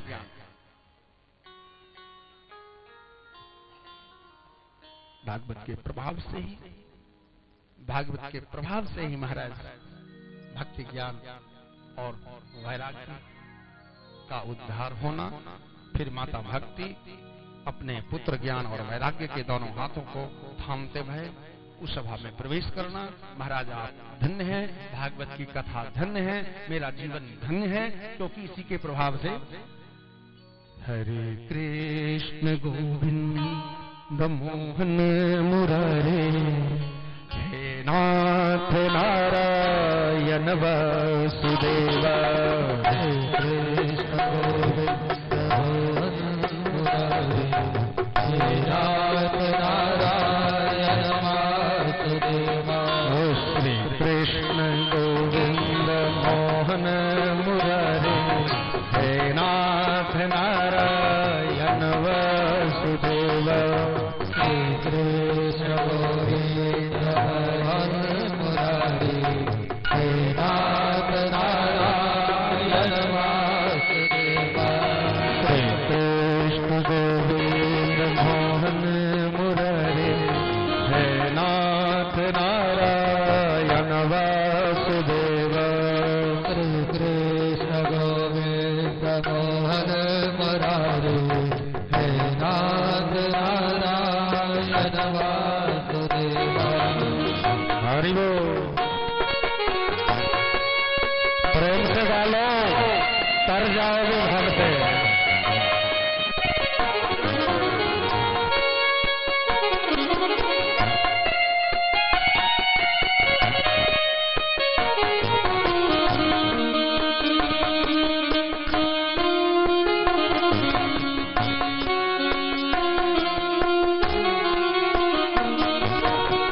कृष्ण गोविंद हरे मुरारे, हे नाथ नारायण वासुदेव। श्री कृष्ण गोविंद हरे मुरारे, हे नाथ नारायण वासुदेव। हे नाथ नारायण वासुदेव, हे नाथ नारायण वासुदेव। हे नाथ नारायण वासुदेव, हे नाथ नारायण वासुदेव। श्री कृष्ण गोविंद मोहन मुरारे, हे नाथ नारायण वासुदेव। श्री कृष्ण गोविंद मोहन मुरारे, हे नाथ नारायण वासुदेव। हे कृष्ण गोविंद मोहन मुरारे, हे नाथ नारायण वासुदेव। श्री कृष्ण गोविंद मोहन मुरारे, हे नाथ नारायण वासुदेव। हे नाथ नारायण वासुदेव, हे नाथ नारायण वासुदेव। हे नाथ नारायण वासुदेव, हे नाथ नारायण वासुदेव। हे नाथ नारायण वासुदेव। अब दोनों बच्चे का हाथों को पकड़ते, भाई माता भक्ति यही मंत्र, हरे कृष्ण गोविंद श्री कृष्ण गोविंद हरे मुरारे, हे नाथ नारायण वासुदेव। महाराज, और आप तो जानती ही हैं, आप तो जानते ही हो, जहाँ सदैव भक्ति ही आ जाएगी, तो जब भक्ति आ जाएगी तो कौन आ जाएगा? मेरा घनश्याम आ जाएगा। और जहाँ घनश्याम आ जाएगा वहाँ कोई काम पूरा रह सकता है क्या? वो मेरी मैया रह सकता है। मेरे घनश्याम के आने के बाद कोई काम रहेगा बचा हुआ? सारा काम करते हो तुम कन्हैया, सब तो वही करते हैं। और जानते हो, कुछ पाने के लिए कैसे पा सकते हो आप? वैसे भी कन्हैया को पाने के लिए आपके अंदर जो मद है, मद, सबसे पहले उसको छोड़ना पड़ेगा। और मैं तो कहता हूं कर्ता को ही छोड़ दो। आप सबसे बड़ी गलती क्या करते हैं? तो अपने आप को कर्ता मान बैठे, अपने आप को आप कर्ता मान बैठे। कर्ता उसी को तो बोला जाता है, जो काम करे उसे कर्ता कहते हैं ना।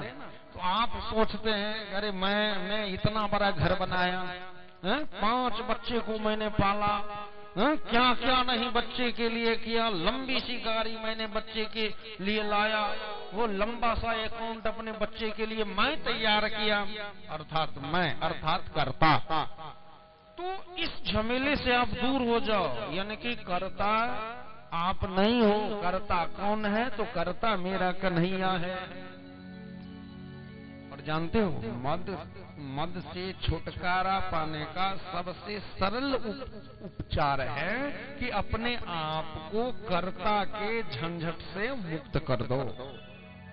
और जिस दिन आप कर्ता, जब तक आपको ये पता रहेगा कि मैं हूं, मैं कोई आके गाली दे देगा ना, तो मैं इतना बड़ा हूं, मैं ऐसा हूं, मुझे गाली दे दिया, मैं कैसे सहन कर सकता हूं। जिस दिन आप अपने आप को भूल जाते हो, कोई दुख दे या सुख दे, ना तो आपको हानि ही मिलेगी और ना तो लाभ ही मिलेगा। और फिर आपको किसी तरह का कष्ट नहीं होगा, न मान मिलेगा, न सम्मान मिलेगा, न अपमान मिलेगा।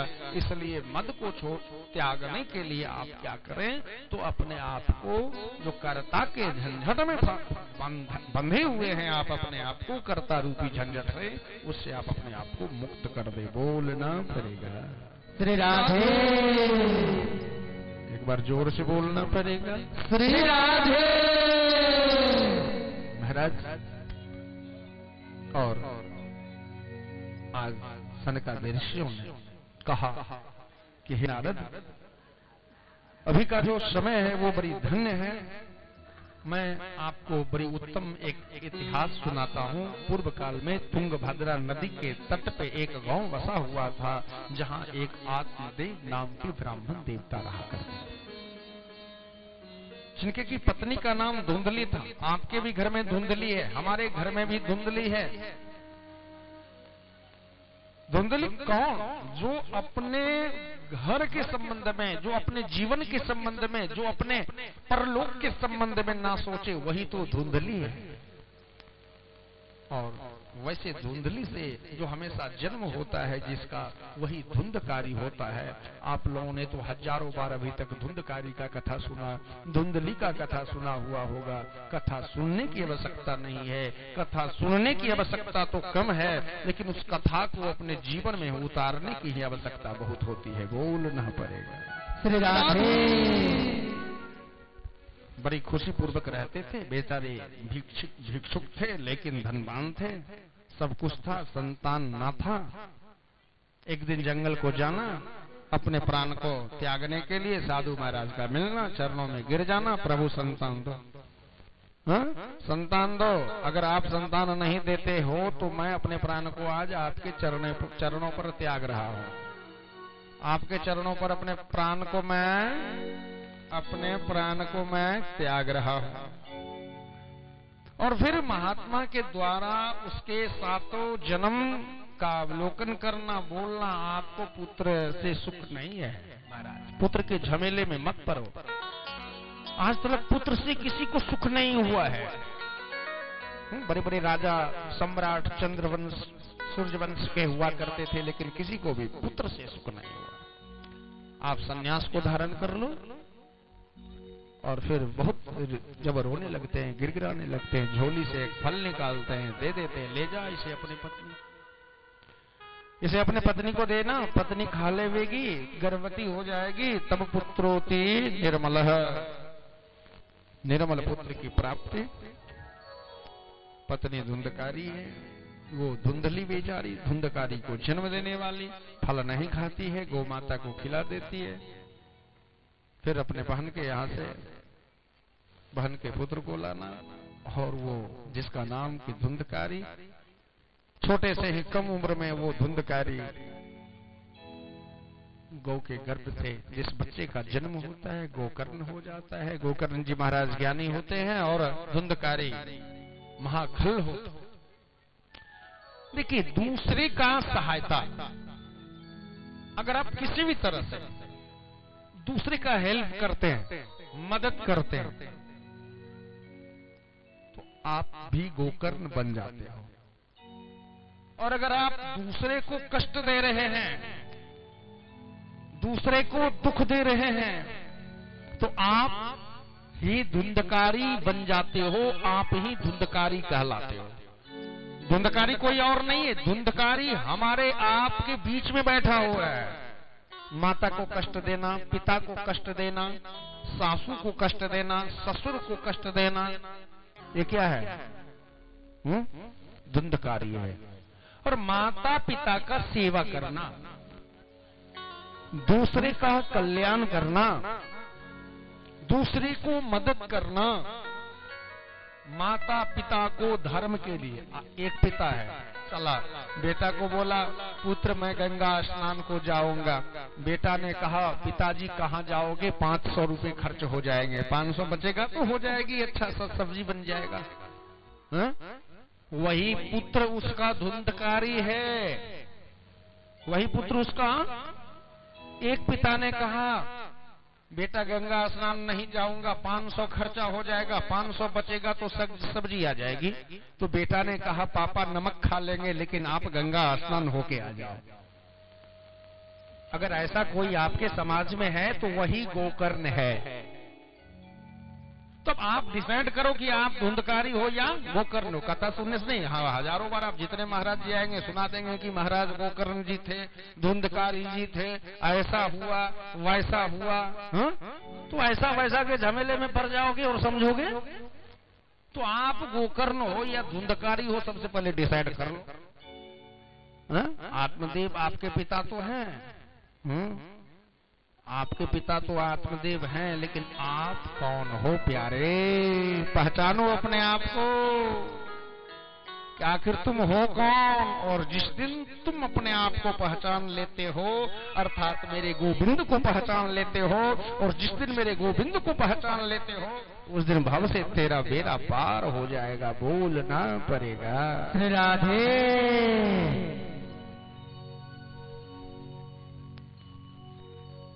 और आज धुंधकारी धीरे धीरे बड़ा होना, गोकर्ण का बड़ा होना, सारे धन को खर्च करना। एक पिता बचा बचा के रखता है, बचा बचा के रखता है। आत्मदेव है वो, बचा के रखता है, 1000 लाख 10 लाख 20 लाख 50 लाख तिजोरी में भरता है। और आज धुंधकारी पुत्र मिल जाता है, हजारों का हजार। कभी शराब में खर्च कर दिया, कभी वैश्यालय में खर्च कर दिया। अरे कर देगा ये और ये कर देगा, इससे अच्छा है तू धर्म में लगा दे। किसके लिए रख रहा है? अच्छा संस्कार देता है। धन अगर ना हो तो दुख की बात नहीं है, ध्यान देना। तेरे पास धन नहीं हो तो बिल्कुल चिंता मत करना, लेकिन तेरे संस्कार अगर दूषित हो जाए, तेरे संतान अगर असंस्कारी हो जाए, तो दिन रात तुम चिंतन जरूर कर लेना कि मेरा संतान क्यों असंस्कारी हो गया। धन नहीं है तो काम चल जाएगा, लेकिन संतान अगर वो संस्कारी हो जाएंगे तो काम आपका नहीं चलेगा, आपका वंश को वो समाप्त कर देगा। इसीलिए ऐसा काम करें जिससे कि आपका नस्ल ना बिगड़े, आपका वो संतान जो है ना, आगे आने वाला पीढ़ी वो गलत नहीं हो। तो वो कैसे नहीं गलत होगा जब आप भगवान हरि का भजन करते हो, और जब तक भजन नहीं करते हो परमात्मा से हमेशा बोले चोला मेरा रंग दे ओ मुरली वाले, चोला मेरा रंग दे ओ मुरली वाले, चोला मेरा रंग दे ओ मुरली वाले, चोला मेरा रंग दे ओ मुरली वाले। अब देखो, आप धन में रंगाए हो, अकाउंट में से निकल जाएगा 5,000, कैसे जमा करेंगे? अच्छा सा वस्त्र फट गया है, कैसे आएगा? नहीं मिलेगा। अपने आप को रंग दो कन्हैया के रंग में। ओ चोला मेरा रंग दे ओ मुरली वाले, चोला मेरा रंग दे ओ मुरली वाले, ओ मुरली वाले ओ बंसी वाले, ओ मुरली वाले ओ बंसी वाले, ओ मुरली वाले ओ बंसी वाले, ओ मुरली वाले ओ बंसी वाले, चोला मेरा रंग दे ओ मुरली वाले, चोला मेरा रंग दे ओ मुरली वाले।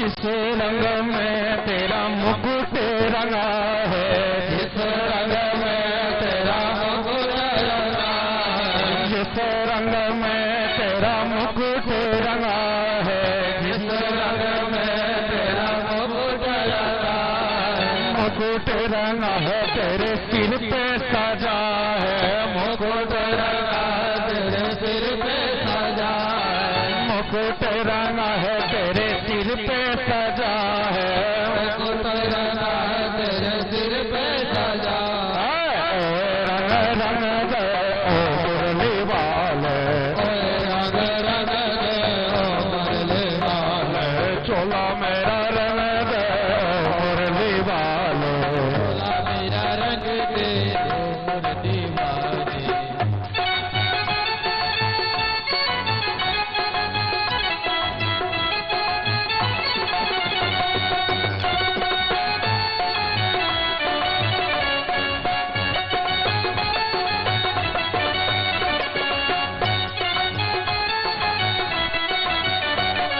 जिस रंग में तेरी मुरली रंगी है, जिस रंग में तेरी मुरली रंगी है, जिस रंग में तेरी मुरली रंगी है, जिस रंग में तेरी मुरली रंगी है, मुरली रंगी है अधरों पे सजी है, मुरली रंगी है अधरों पे सजी है, मुरली रंगी है अधरों पे सजी है, मुरली रंगी है अधरों पे सजी है, रंग रंग दे ओ मुरली वाले, रंग रंग दे ओ मुरली वाले, चोला मेरा रंग दे ओ मुरली वाले, चोला मेरा रंग दे ओ मुरली वाले। अरे ताली तो बजाओ जी, कहाँ चले गए, कहाँ खो गए? धन के पीछे, बच्चे के पीछे, पत्नी के पीछे, किसके पीछे? ठाकुर के पीछे जाओ, मिल जाएगा सब कुछ। चोला मेरा रंग दे ओ मुरली वाले, चोला मेरा रंग दे ओ मुरली वाले।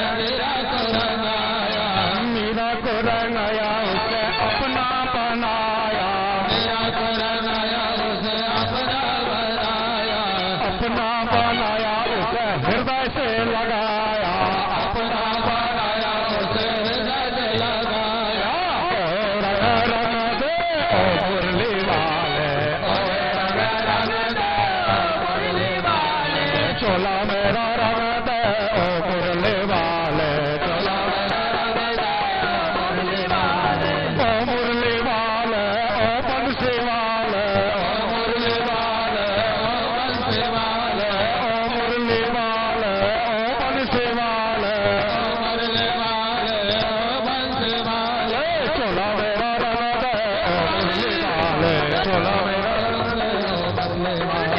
चोला मेरा रंग दे मुरली वाले, चोला मेरा रंग दे मुरली वाले,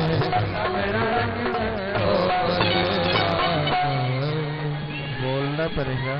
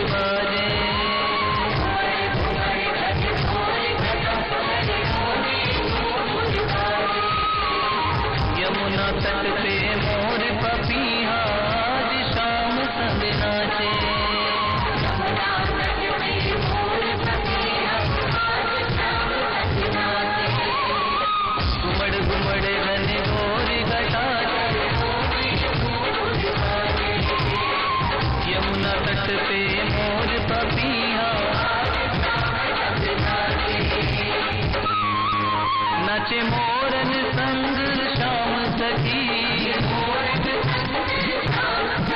श्याम आजू गोर जाए सखी, सखीरी मोर बन के